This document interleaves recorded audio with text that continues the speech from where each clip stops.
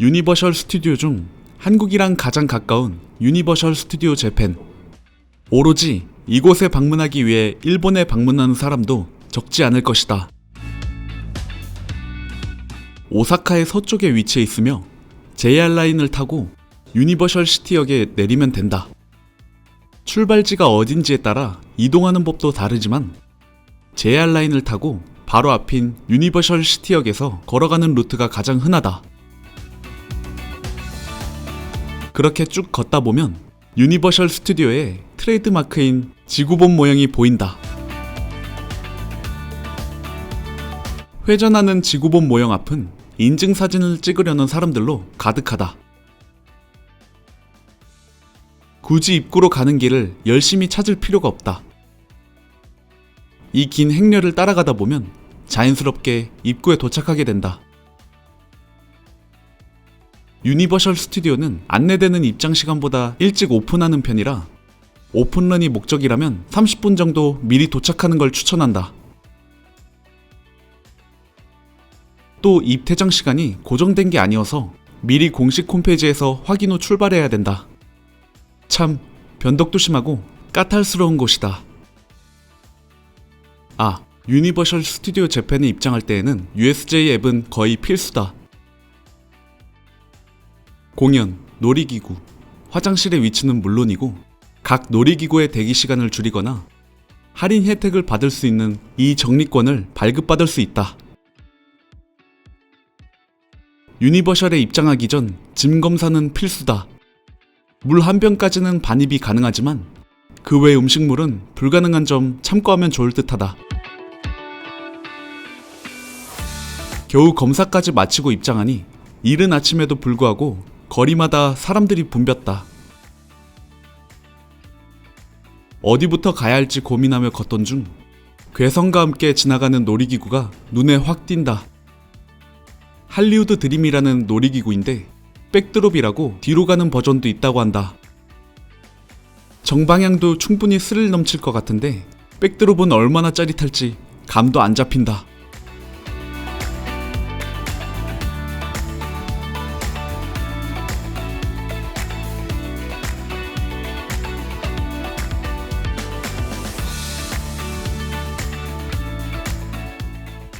그렇게 거대한 유니버셜 스튜디오의 풍경을 감상하다 걷다 보면 어디선가 맛있는 냄새가 나를 유혹한다.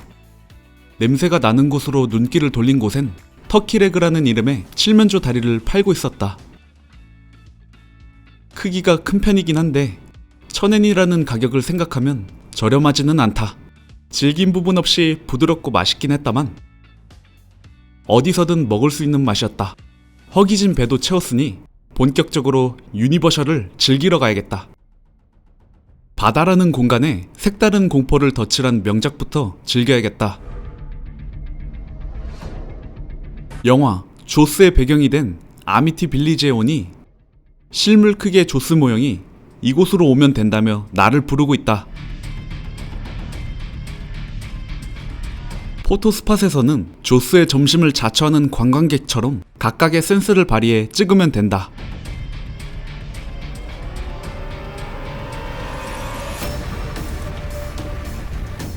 조스는 간판도 강렬하다. 별다른 디자인 없이 빨간색으로 적힌 조스에 괜히 긴장하게 된다.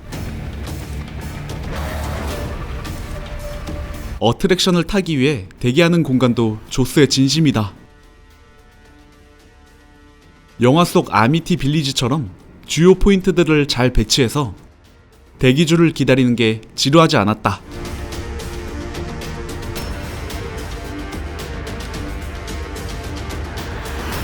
그렇게 약간의 기다림을 견디다 보면 해맑은 선장님이 보트를 몰고 우리를 태우러 온다. 약 7분 동안 원맨쇼에 가까운 선장의 연기력과 주로 왼쪽에 자주 출몰하는 조스의 합이 잘 맞았다. 총을 잘못 쏴서 불이 났을 때도 퀄리티에 놀라게 됐다. 첫 놀이기구 나쁘지 않다. 기본적으로 이 정도의 퀄리티는 된다는 건데 다음 놀이기구에 대한 기대감이 커졌다. 아마 닌텐도 월드가 유니버셜 스튜디오에서 가장 인기가 많을 거다. 앞에서부터 알록달록한 색감으로 시선을 사로잡는다. 마리오처럼 좌측에 있는 토간 안으로 들어가면 되는데 사이버틱하게 꾸민 내부에 닌텐도 월드에 대한 기대감이 더욱 커졌다. 혹시 내가 게임 속으로 들어와 버린 건가? 코인뿐만 아니라 아이템과 버섯, 너무 싫었던 뻐끔 플라워까지 구현돼 있다.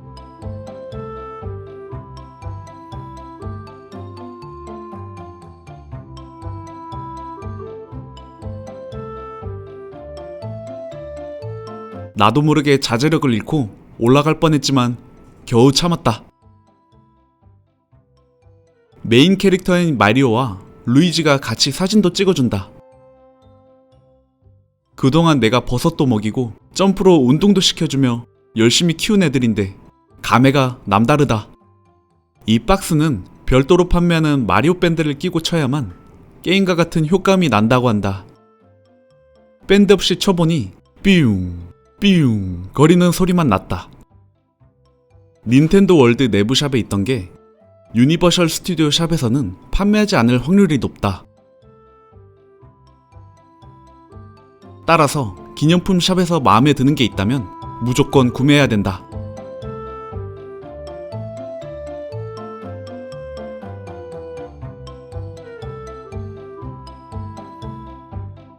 쿠파의 성 안으로 들어가면 쿠파의 도전장이라는 어트랙션을 탈 수 있다. 계단을 올라가면 집주인의 동상이 있고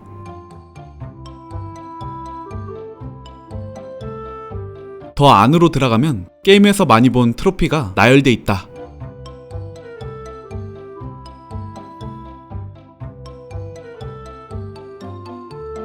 입장할 때 3D 안경과 마리오 모자를 준다. 이제 탑승인 줄 알았다면 오산이다. 경기도 오산이다. 게임 룰을 설명하는 영상을 본 후에야 탑승할 수 있다. 설명하는 공간도 마리오에 관한 걸로 꾸며져 있어서 구경하기 좋았는데 잠깐, 요시 헬멧이 요시 자체인 거면 머리가 따로 있다는 건가? 혼란스럽다.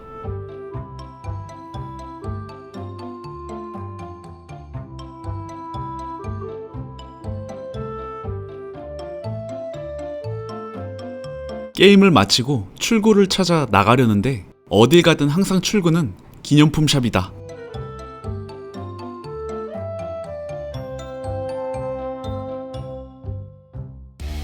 닌텐도 월드에 더 있고 싶었지만 공연 시간에 맞추기 위해 이동해야만 했다. 평균적으로 하루 2-3번의 공연을 하는데 워낙 변동이 크니 당일에 한 번 더 확인하는 게 좋을 것 같다. 인간은 늘 선택의 기로에 선다. 공연을 몰입해서 관람할 것이냐, 뽀송뽀송한 상태를 유지할 것이냐. 파란색 의자에 앉으면 물에 젖을 수도 있는 대신 공연을 조금 더 실감나게 즐길 수 있다고 한다. 물에 빠진 생쥐가 되기 싫은 마음도 있고 나는 여기서도 충분히 몰입할 수 있을 것 같아서 최대한 파란색 의자와 멀리 떨어져 앉았다. 관람 전부터 관객의 텐션을 끌어올리는 폼이 장난 아니다.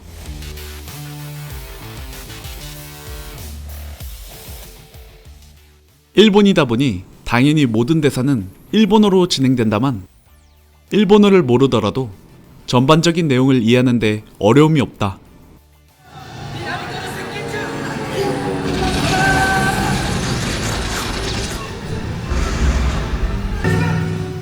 오히려 상당한 퀄리티에 그저 감탄만 하게 된다.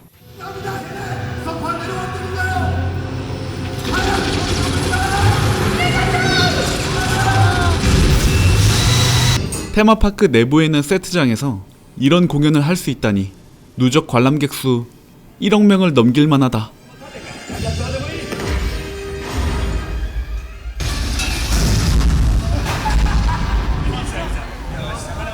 공연도 마쳤으니 이제 곧 시작할 퍼레이드를 보러 갈 차례다. 국내 테마파크의 퍼레이드도 꽤 괜찮은 수준인데 유니버셜이라고 뭐 다를 게 있을까? 라고 생각했던 게 무색할 정도다.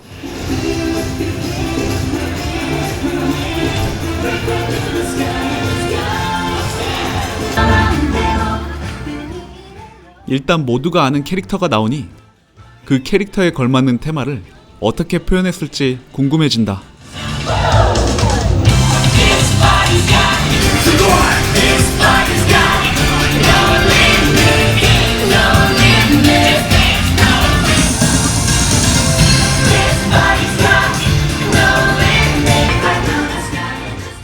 국내에서는 퍼레이드가 아름답고 화려한 편이라면 유니버셜은 익숙한 캐릭터에 대한 친밀감과 귀여움으로 환호하게 되는 것 같다.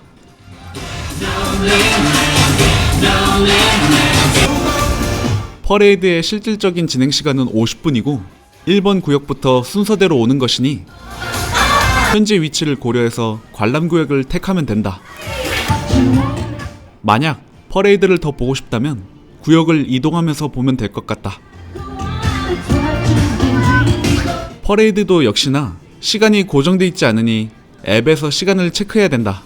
USJ 앱이 있어서 다행이다. 노 리밋이라는 테마에 맞게 중간중간 관람객과 같이 춤을 추는 시간도 있다. 퍼레이드 치고는 참여 주도적인 편이어서 같이 즐길 수 있다는 게 굉장히 큰 장점이다.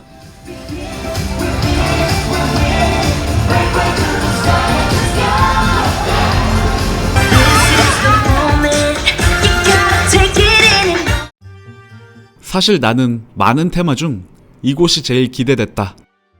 입구를 향해 걷기만 해도 나에게 마법이 일어날 것만 같았다.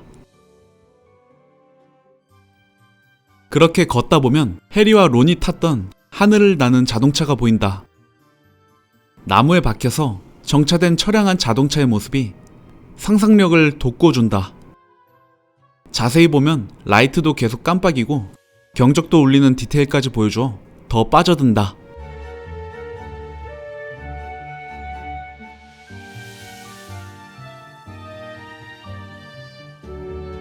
머글들의 눈을 피해 숲속 깊은 곳에 있는 호그와트 성. 드디어 도착했다. 그런데 입구부터 범상치 않음이 느껴진다. 지팡이를 휘두르며 마법을 연마 중인 사람이 몇 있다. 혼자서 노력하는 사람이 있는가 하면 프로 마법사에게 무언가를 배우고 시도하는 사람도 있다. 마법사 대거 양산의 현장이다. 굉장히 유쾌한 호그와트행 급행열차의 기관사.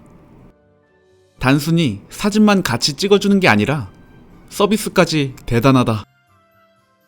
곳곳에 있는 직원들 모두 다량의 친절함과 능청스러움을 겸비하고 있다. 그래, 이런 식이다.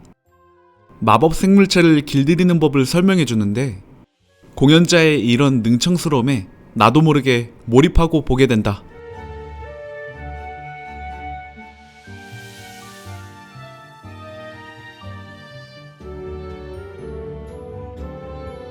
해리포터 덕후, 해덕들이 온다면 가슴이 벅찰 수밖에 없을 거다. 유니버셜에 대충은 절대로 존재할 수 없는 단어인 것처럼 호그스미드의 마을을 그대로 구현해냈다. 기념품 가게마저 컨셉에 굉장히 충실하다.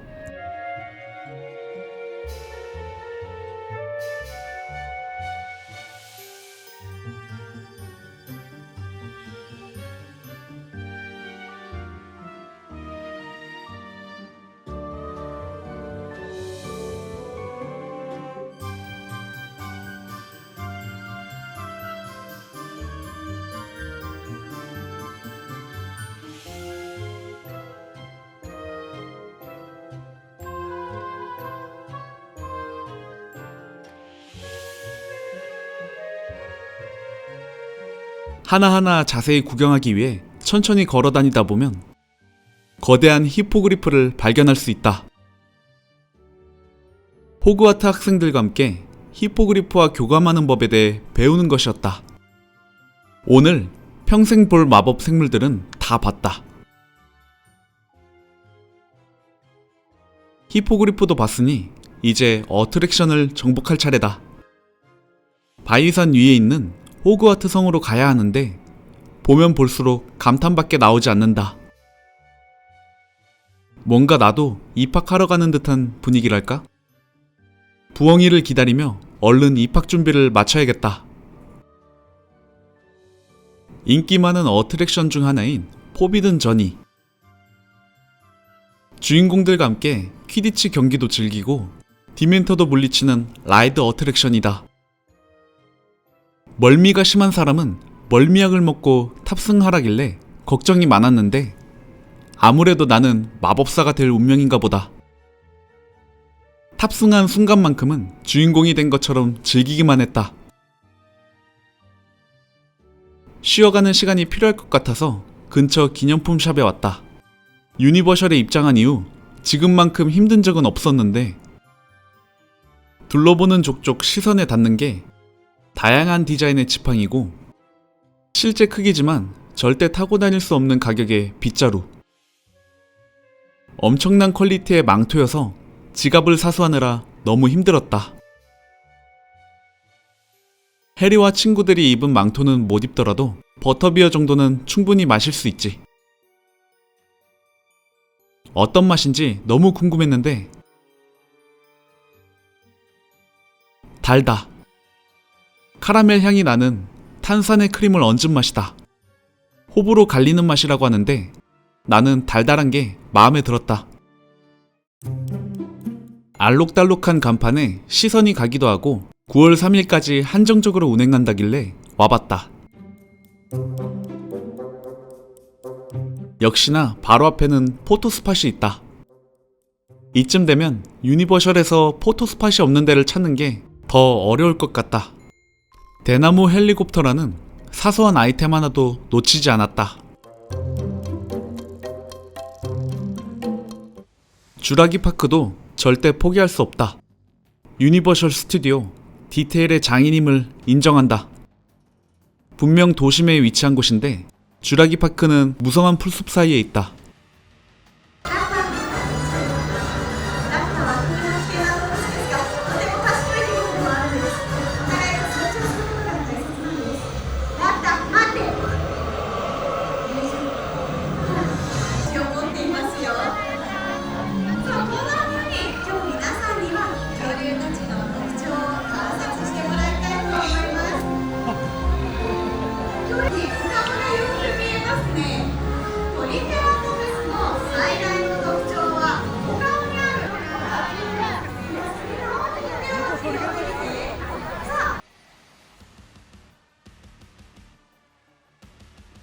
후룸라이드와 비슷한 형식의 어트랙션이라고 만만하게 보면 안 된다. 마지막 하강 때 머리부터 싹 다 젖게 되니 젖는 게 싫은 사람은 미리 우비를 가져가는 게 좋다. 오사카에서 유니버셜 스튜디오를 즐겼으니 이제 LA로 가야겠다. 친절한 이웃 스파이더맨이 거미줄을 뿜으며 다소 과격한 환영을 해준다. 길 일부만 할리우드 거리처럼 연출한 게 아니라 구역 전체가 할리우드 감성으로 꾸며져 있다. 식당과 기념품샵의 인테리어도 할리우드 그 자체이기에 어디서 사진을 찍든 인생샷을 건질 수 있을 것이다.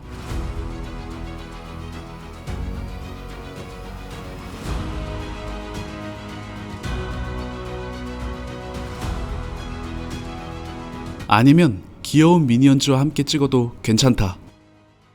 미니언 파크라는 이름답게 온통 미니언즈 투성이다.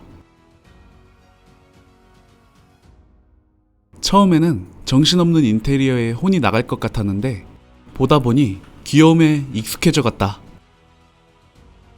그리팅 시간을 잘 맞춘다면 독특한 코스튬에 미니언즈와 포토타임도 가질 수 있다. 몸통이 쨍한 색이니 맑은 날에 찍는다면 더욱 화사하게 나올 것 같다. 그 외에도 여러 마리의 미니언즈를 적재적소로 잘 배치해둬서 구경하는 재미도 쏠쏠하다. 아, 다른 테마에 비해 포토스팟으로 쓸만한 곳도 훨씬 많다. 사진 찍는 걸 좋아한다거나 유니버셜 스튜디오 재팬에 좋아하는 캐릭터가 많다면 방문 권장 수준으로 끝내지 않겠다. 필수적으로 방문해야 하는 곳이다. 장점이자 단점은 공간이 넓어서 이동할 때마다 체력 소비가 크다는 것 정도이다. 공간을 허투루 쓴 데는 단 한 곳도 없기에 구경하다 보면 지친다는 느낌은 들지 않는다.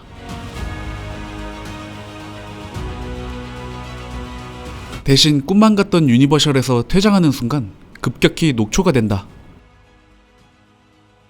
유니버셜 스튜디오에서 나오면 바로 앞에 온갖 상점이 즐비해 있다.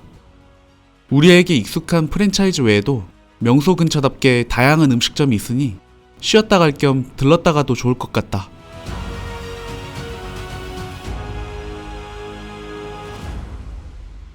하루 내내 긴 꿈을 꾸다 이제야 깨어난 기분이 든다.